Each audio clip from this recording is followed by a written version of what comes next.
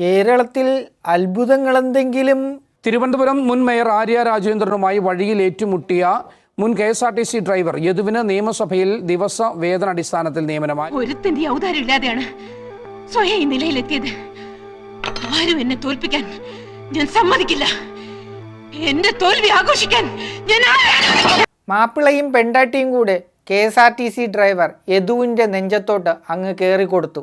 പാവം, ആ പാവപ്പെട്ടവൻ എന്തു ചെയ്തു? ഇനി അവൾ ഈ ഏരിയയിൽ വരില്ല. കേരളത്തെ നട്ടലുള്ള സ്ത്രീയാണല്ലോ ആര്യ. യദുവിൻ്റെ നെഞ്ചത്തും അങ്ങ് കയറാമെന്ന് കരുതി. നടന്നില്ല. കേരളത്തെ ജനങ്ങൾ അതിന് വിട്ടില്ല. യദുവിന് ജോലി നൽകും എന്ന് സർക്കാർ ഉറപ്പ് നൽകിയിട്ടുണ്ടായിരുന്നു. എങ്ങനെയാണ് നിയമനം? മേഡം, ഞങ്ങൾ പത്രത്തിൽ നിയമസഭയിൽ താൽക്കാലിക ഡ്രൈവറായിട്ടാണ് ജോലി. ദിവസവേതന അടിസ്ഥാനത്തിലാണ് ജോലി നൽകിയിരിക്കുന്നത്. And for your kind information, I have already sent messages to Board Secretary, District Collector, Accounts General and the Treasury. ജനങ്ങൾക്ക് മാതൃക ആകേണ്ട മേയർ അഹങ്കാരത്തിന് മാതൃക ആയാൽ ഇങ്ങനെ ഇരിക്കും.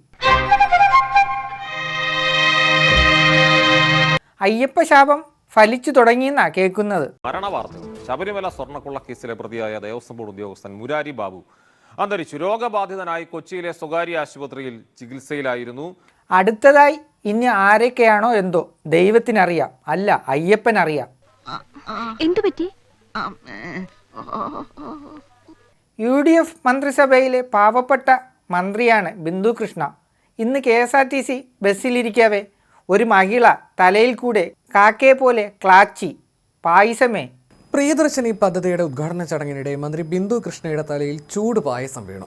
പ്രിയദർശിനി പദ്ധതിയുടെ കൊല്ലം മണ്ഡലത്തിലെ ഉദ്ഘാടനത്തിനിടയിലാണ് സംഭവം.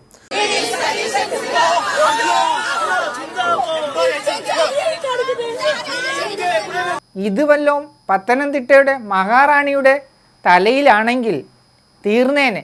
പാർട്ടി സെക്രട്ടറി അങ്ങ് DNA ടെസ്റ്റിന് വരെ ഈ പായസത്തെയും അയച്ചേനെ. ഈ ഞാനില്ല പറഞ്ഞില്ല ഞാൻ തന്നെ ഞങ്ങൾ സ്റ്റേറ്റ് കമ്മിറ്റിയുടെ സ്റ്റേറ്റ്മെന്റ് കൊടുത്തു. ഞാൻ തന്നെ പറഞ്ഞു, എൻ്റെ പൊന്നണ്ണാ,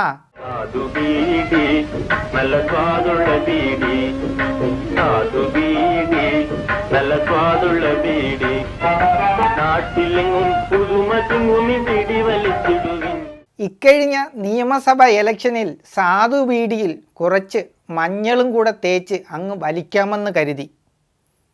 അന്ന് വലിച്ച വലിയ ഇതാ ഒറ്റയ്ക്കിരുന്ന് വലിച്ചുകൊണ്ടിരിക്കുന്നു.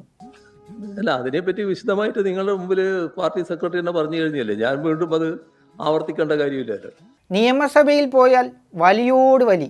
ഒരു യാത്രക്കാരൻ എന്നോട് ചോദിച്ചു, നിങ്ങൾ എവിടെ പോകുന്നു, നിങ്ങളെ കണ്ടുപരിചയമുണ്ട്. പതയം കണ്ണൂരിൽ നിന്ന് വരികയാണ്. പതയം പറഞ്ഞു, ഞങ്ങളുടെ നേതാവ് പിണറായി വിജയനാണ്, ഞാനൊരു ജോത്സ്യരാന്ന് പറഞ്ഞു. നിങ്ങൾക്ക് അദ്ദേഹത്തെ ഒരു പുല്ലും ചെയ്യാൻ പറ്റില്ല. ഞാൻ പറഞ്ഞു, ആയിക്കോട്ടെ, അദ്ദേഹം ഏത് പോസ്റ്റിലിരുന്നാലും 10 വർഷക്കാലത്തിലധികം ഇരിക്കും.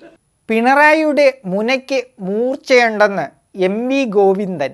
ഈ കേരളത്തിലെ ഏറ്റവും പ്രമുഖനായ, ഇന്ത്യയിലെ ഏറ്റവും പ്രമുഖനായ പാർട്ടിയുടെ നേതൃത്വത്തിന്റെ ഏറ്റവും ശ്രദ്ധേയമായ ഒരു കുന്തമുനയാണ് സഖാവ് പിണറായി.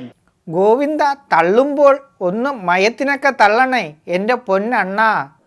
നമ്മളെല്ലാം പറഞ്ഞിട്ടുണ്ട്, പക്ഷേ ആ പറഞ്ഞതിൻ്റെ ഒന്നും ഒരു ഊക്കുണ്ടല്ലോ, ആ ഒരു ഊക്ക് പോരാന്നാണ് ചർച്ചയിൽ വന്നത്. ഞങ്ങളെ സംബന്ധിച്ച് ഇവർ എല്ലാവരും കൂടെ ചേർന്ന് എൻ്റെ പൊന്നു പിണറായിയെ കാറ്റുകൊള്ളാനായി പൂമുഖത്തിണ്ണയിൽ കൊണ്ടിരുത്തുവോ എന്തോ. CPMന്റെ ഈ വിലയിരുത്തലിൽ ആളുകൾക്ക് വിശ്വാസമില്ലാതെ പോകുന്നതും ഇതുകൊണ്ടൊക്കെ തന്നെയാണ്. നല്ല